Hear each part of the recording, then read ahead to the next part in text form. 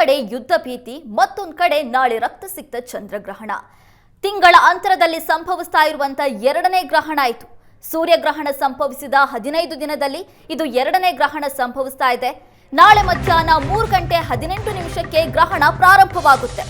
ಸಂಜೆ 6:48 ಕೂಡ ಗ್ರಹಣ ಕಾಲ ಇರುತ್ತೆ. ರಾಜ್ಯಾದ್ಯಂತ ಸುಮಾರು 10 ಗಂಟೆಗಳ ಕಾಲ ದೇವರ ದರ್ಶನ ಬಂದ್ ಆಗುತ್ತೆ. ಹಲವು ದೇವಾಲಯಗಳಲ್ಲಿ ನಾಡಿದ್ದು ಬೆಳಗ್ಗೆನೆ ವಿಶೇಷ ಪೂಜೆ ನಡೆಯೋದು, ಅಲ್ಲಿವರೆಗೂ ಕೂಡ ಬಂದ್ ಮಾಡಲಾಗಿರುತ್ತೆ. ವರ್ಷದ ಮೊದಲ ಚಂದ್ರಗ್ರಹಣ ಇದು. ಹಾಗಾಗಿ ಈ ಗ್ರಹಣ ಎಷ್ಟೊತ್ತಿಗೆ ಪ್ರಾರಂಭ ಆಗುತ್ತೆ, ಎಷ್ಟೊತ್ತಿಗೆ ಮುಕ್ತಾಯ ಆಗುತ್ತೆ, ಈ ಕುತೂಹಲ ಎಲ್ಲರಲ್ಲೂ ಕೂಡ. ಜೊತೆಗೆ ದೇವಸ್ಥಾನಗಳಲ್ಲಿ ಎಷ್ಟು ಗಂಟೆಗೆ ಪೂಜೆ ಪ್ರಾರಂಭ ಆಗುತ್ತೆ, ಇನ್ನು ಗ್ರಹಣ ಕಾಲದಲ್ಲಿ ಯಾವೆಲ್ಲ ಪೂಜಾ ವಿಧಿವಿಧಾನಗಳನ್ನು ಅನುಸರಿಸ್ತಾರೆ, ಗ್ರಹಣ ಆಗುವ ಸಂದರ್ಭದಲ್ಲಿ ದೇವಸ್ಥಾನದಲ್ಲಿ ಏನೆಲ್ಲ ಮಾಡಲಾಗುತ್ತೆ, ಎಲ್ಲ ಗೊಂದಲ ಜನರಲ್ಲಿ ಇದೆ. ಒಂದ್ ಕಡೆ ಇರಾನ್ ಮತ್ತು ಇಸ್ರೇಲ್ ನಡುವೆ ಯುದ್ಧ ಆಗ್ತಾ ಇದೆ. ಅದರ ಮಧ್ಯದಲ್ಲೇ ನಾಳೆ ರಕ್ತ ಚಂದ್ರಗ್ರಹಣ ಗೋಚರ ಆಗುತ್ತೆ. ತಿಂಗಳ ಅಂತರದಲ್ಲಿ ಸಂಭವಿಸ್ತಾ ಇರುವ ಎರಡನೇ ಗ್ರಹಣ ಆಯಿತು. ಸೂರ್ಯಗ್ರಹಣ ಸಂಭವಿಸಿದ್ದು 15 ದಿನದ ಹಿಂದೆ. ಅದಾದ ಬಳಿಕ ಸಂಭವಿಸ್ತಾ ಇರುವ ಎರಡನೇ ಗ್ರಹಣ ಈ ರಕ್ತ ಚಂದ್ರಗ್ರಹಣ. ಗ್ರಹಣದ ಗೋಚಾರ ಕಾಲ 3:18 ಸಂಜೆ 6:48 ರಾಜ್ಯಾದ್ಯಂತ ಸುಮಾರು 10 ಗಂಟೆಗಳ ಕಾಲ ದೇವರ ದರ್ಶನ ಬಂದ್ ಮಾಡಲಾಗುತ್ತೆ. ಈ ಸಂದರ್ಭದಲ್ಲಿ ಇನ್ನು ಹಲವಾರು ದೇವಸ್ಥಾನಗಳಲ್ಲಿ ನಾಡಿದ್ದು ಬೆಳಗ್ಗೆನೆ ವಿಶೇಷ ಪೂಜೆ ನಡೆಯೋದು. ಚಂದ್ರಗ್ರಹಣ 6:48 ಮುಗಿದ್ರೂ ಕೂಡ ನಾಳೆ ಯಾವುದೇ ಪೂಜೆಯನ್ನ ಕೆಲವಾರು ದೇವಸ್ಥಾನಗಳಲ್ಲಿ ಮಾಡಲ್ಲ. ನಾಡಿದ್ದು ಬೆಳಗ್ಗೆನೆ ವಿಶೇಷ ಪೂಜೆ ಮಾಡಲಾಗುತ್ತೆ. ಇನ್ನು ಗ್ರಹಣ ಸಂಭವಿಸುವಂತ ಕಾಲದಲ್ಲಿ ದೇವಸ್ಥಾನವನ್ನ ಸ್ವಚ್ಛತೆ ಮಾಡೋದು, ದೇವಾಲಯದಲ್ಲಿ ವಿಶೇಷ ಹೋಮ ಹವನಗಳನ್ನು ಕೂಡ ಮಾಡಲಾಗುತ್ತೆ. ರಾಜ್ಯದ ಪ್ರಮುಖ ದೇವಾಲಯ ಆಗಿರುವ ಧರ್ಮಸ್ಥಳ ಮಂಜುನಾಥೇಶ್ವರ ದೇವಸ್ಥಾನ, ಕುಕ್ಕೆ ಸುಬ್ರಹ್ಮಣ್ಯ ದೇವಸ್ಥಾನ, ಇನ್ನು ದೇಶದ ವಿಚಾರಕ್ಕೆ ಬಂದ್ರೆ ತಿರುಪತಿ ತಿರುಮಲದಲ್ಲೂ ಕೂಡ ಗ್ರಹಣ ಸಂದರ್ಭದಲ್ಲಿ ದೇವಸ್ಥಾನವನ್ನ ಸಂಪೂರ್ಣವಾಗಿ ಬಂದ್ ಮಾಡಲಾಗುತ್ತೆ. ಸಂಜೆ 7:30 ನಂತರವೇ ದೇವಸ್ಥಾನದ ಬಾಗಿಲು ಓಪನ್ ಮಾಡಿ ಬರುವಂತಹ ಭಕ್ತರಿಗೆ ದರ್ಶನಕ್ಕೆ ಅವಕಾಶ ಕೊಡಲಾಗುತ್ತೆ. ಇನ್ನು ರಾಹುಗ್ರಸ್ತ ಚಂದ್ರಗ್ರಹಣದ ಎಫೆಕ್ಟ್ ಯಾವ್ಯಾವ ರಾಜ್ಯದಲ್ಲಿ ದೇಗುಲಗಳಿಗೆ ತಟ್ಟಲಿದೆ. ಸೂತಕದ ಅವಧಿಯಲ್ಲಿ ದೇವಾಲಯಗಳ ಬಾಗಿಲುಗಳನ್ನು ಮುಚ್ಚಲಾಗುತ್ತೆ. ಆ ಸಮಯದಲ್ಲಿ ಧಾರ್ಮಿಕ ಕಾರ್ಯಕ್ರಮಗಳು ನಡೆಯಲ್ಲ.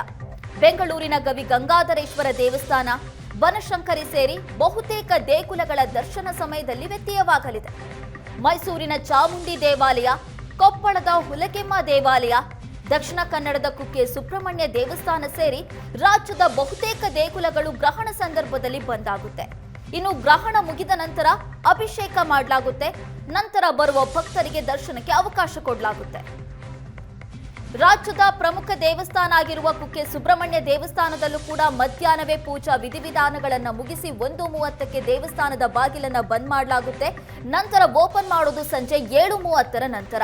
ಇನ್ನು ಧರ್ಮಸ್ಥಳ ಮಂಜುನಾಥ ದೇವಸ್ಥಾನದಲ್ಲೂ ಕೂಡ ಮಧ್ಯಾಹ್ನದ ನಂತರ ಯಾವುದೇ ವಿಶೇಷ ಪೂಜೆ ಇರೋದಿಲ್ಲ.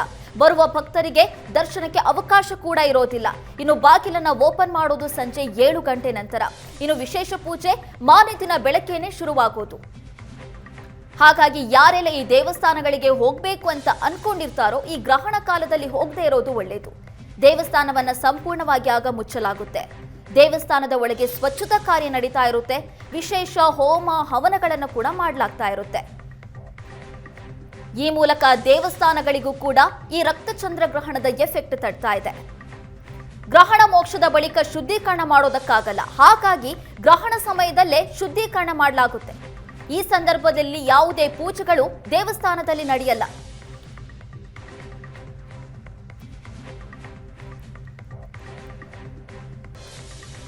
ನಾವು ಸ್ಕ್ರೀನ್ ಮೇಲೆ ಕೂಡ ನೋಡ್ತಾ ಇದ್ದೀವಿ. ಗ್ರಹಣ ಸ್ಪರ್ಶ ಕಾಲ ಮಧ್ಯಾಹ್ನ 3:18.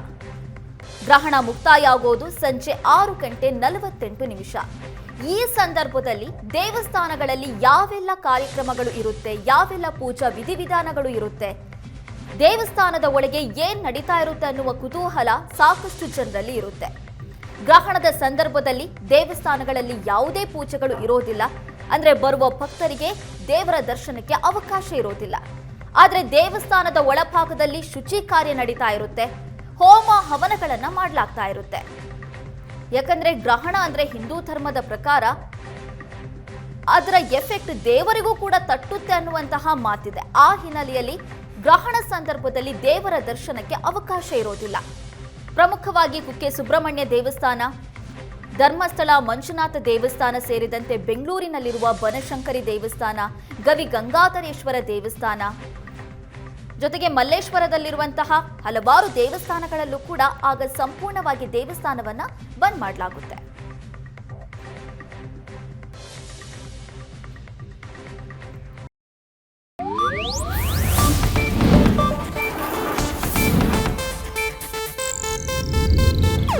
ಇದು ಏಷ್ಯಾನೆಟ್ ನ್ಯೂಸ್ ನೆಟ್ವರ್ಕ್ ಪ್ರಸ್ತುತಿ.